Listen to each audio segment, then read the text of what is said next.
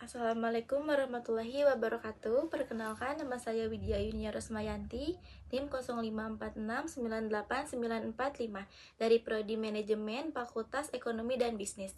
Saya akan mempresentasikan tugas mata kuliah Pancasila yang bertema perkembangan Pancasila dari masa ke masa. Berikut saya lampirkan presentasinya. Perkembangan Pancasila dalam konteks sejarah dari masa ke masa. Awal kemerdekaan, RIS, demokrasi terpimpin, Orde Baru, dan reformasi. Perkembangan Pancasila bervariasi sepanjang sejarah Indonesia, mulai dari dirumuskannya di awal kemerdekaan, mengalami pergeseran penerapan ideologi selama RIS dan demokrasi terpimpin, diinterpretasikannya secara murni namun sering menyimpang. Pada Orde Baru hingga dilaksanakannya reformasi di mana nilai-nilai Pancasila diharapkan ditegakkan kembali. Berikut adalah 4 tokoh utama lahirnya Pancasila. Yang pertama ada Soekarno. Ia mengemukakan 5 prinsip dasar negara yang dinamakan Pancasila. Lalu ada Muhammad Hatta. Ia masuk ke anggota Perumusan Dasar Negara dan sebagai anggota BPU PKI. Dan yang ketiga ada Muhammad Yamin. Ia merupakan orang pertama yang menyatakan dasar-dasar tentang Pancasila dalam sidang BPU PKI. Yang terakhir ada Rajiman Wediodiningrat, dikenal sebagai Ketua BPU PKI yang telah lama berjuang bersama organisasi Budi Utomo. Yang pertama ada masa awal kemerdekaan dari tahun 1945 sampai 1959. Penerapannya yaitu Pancasila ditetapkan sebagai dasar negara pada 18 Agustus 1945.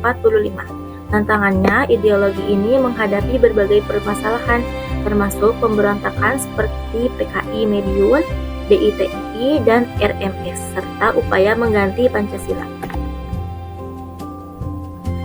Yang pertama ini adalah gambar Garuda zaman dulu, dan yang kedua adalah gambar Garuda di zaman sekarang. Yang kedua ada masa RIS tahun 1949 sampai 1950. Penerapannya setelah konferensi Meja Bundar dan berubahnya bentuk negara menjadi RIS, Pancasila tetap menjadi dasar negara meskipun sistem pemerintahannya menggunakan sistem federal. Dan sebelah kanan adalah gambar dari Republik Indonesia Serikat 1945. Lalu masa demokrasi terpimpin tahun 1959 sampai 1965. Penerapannya dikeluarkan Dekret Presiden 5 Juli 1959 yang mengembalikan Undang-Undang Dasar 1945 dan menerapkan demokrasi terpimpin. Tantangannya, kekuasaan presiden menjadi sangat besar dan terjadi pembubaran DPR pada tahun 1960. Periode ini berakhir dengan peristiwa G30 SPKI.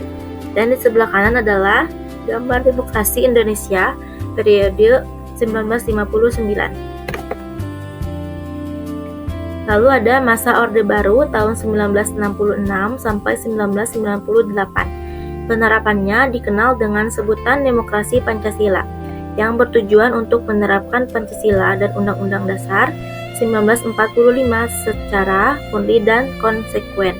Tantangannya, meskipun ada upaya penegakan hukum, terjadi penyimpangan seperti korupsi, kolusi, dan nepotisme atau KKN, serta pembatasan kebebasan pers dan politik.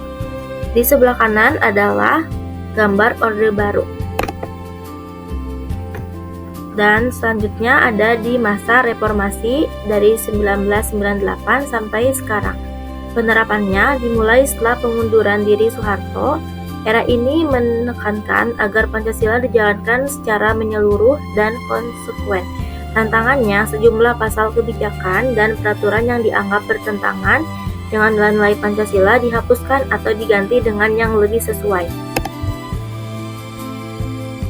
Untuk kesimpulan dari presentasi ini adalah penerapan Pancasila dari masa ke masa menunjukkan bahwa Pancasila adalah fondasi, identitas, dan ideologi bangsa yang mengalami berbagai tantangan.